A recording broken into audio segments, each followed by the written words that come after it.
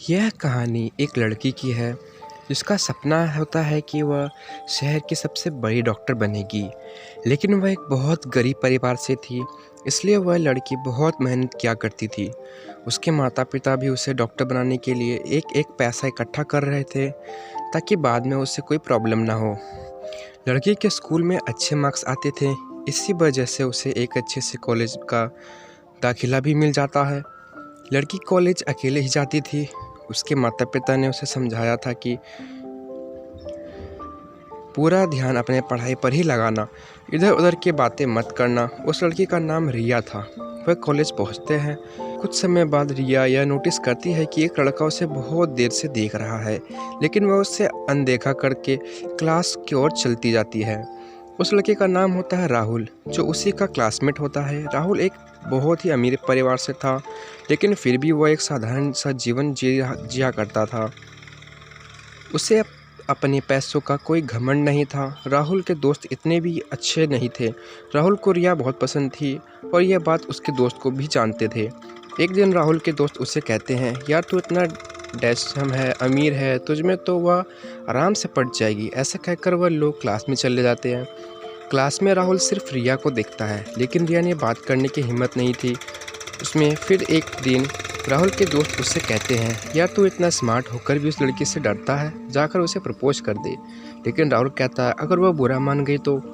उसके दोस्त कहते हैं, यार तुझे कोई लड़की मना कर सकती है क्या? राहुल कहता है, ठीक है, आज तो मैं उसे प्रपोज कर ही दूंगा। क्लास में सारे स्टूडेंट आ चुके होते हैं। रिया क्लास में जैसे ही आती है तभी राहुल उसका हाथ पकड़कर पूरे क्लास के सामने उसे प्रपोज करता है।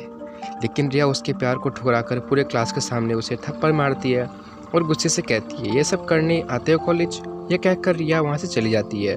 रिया के चले जाने के बाद पूरा क्लास राहुल पर हंसता है और उसका मजाक उड़ाती है।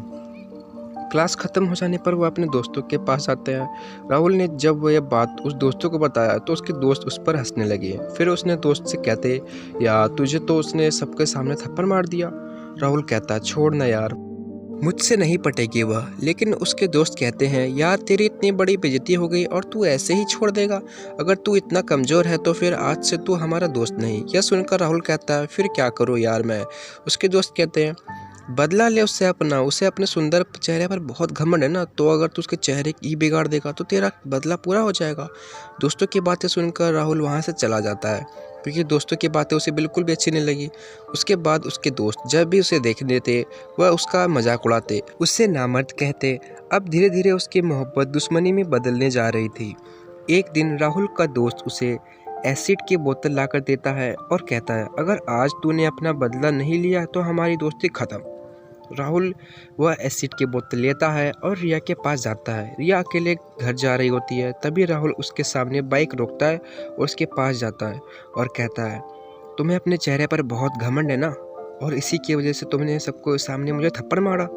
रिया उसके हाथों में एसिड की बोतल देखकर डर जाती है। राहुल अपने हाथों से एसिड की बोतल को खोलता है और बगल में पड़े एक पत्थर पर उस बोतल को फोड़ देता है और कहता है, तुम्हें क्या लगा कि मैं तुम्हारे चेहरे पर यह एसिड फेंक दूंगा? अरे पगली, मैंने तुझसे प्यार किया था, तेरे इस चेहरे को देखने नहीं बल्कि तेरी आवाज़ से, तेरे उन प्यारी हरकतों से, तेरी हर एक चीज़ से प्यार किया था। और जो इंसान सच्चे दिल से प्यार करता है ना, तो वह उसके लिए अपनी जान दे सकता है। पर जिससे प्यार करता है, अगर उसे कुछ हो जाए यह कभी देख नहीं कर सकता। और तेरे चेहरे पर एसिड फेंकना तो दूर की बात, मैं तेरे बारे में बुरा सोच भी नहीं सकता, क्योंकि मैंने तुझसे प्यार किया है, कोई समझौता नहीं। यह सारी बात कहने के बाद राहुल अपनी जेब से एक अंगूठी निकालता है और कहता है, यह मैं उस दिन तुम्हारे लिए लाया था, लेकिन उस दिन तुमने मुझे मना कर दिया, इसलिए आज दे रहा हूँ। एक दोस्त के नाते तुमसे प्यार किया है, इसलिए तुम्हें बुरा लगे, ऐसा कुछ भी नहीं करना चाहता, इसलिए आज के बाद मैं अपनी शक्ल तुम्हें कभी नहीं दिखाऊंगा। हो सके तो उस दिन के लिए मुझे माफ़ कर देना। यह कहकर राहुल वहाँ से चला जाता है।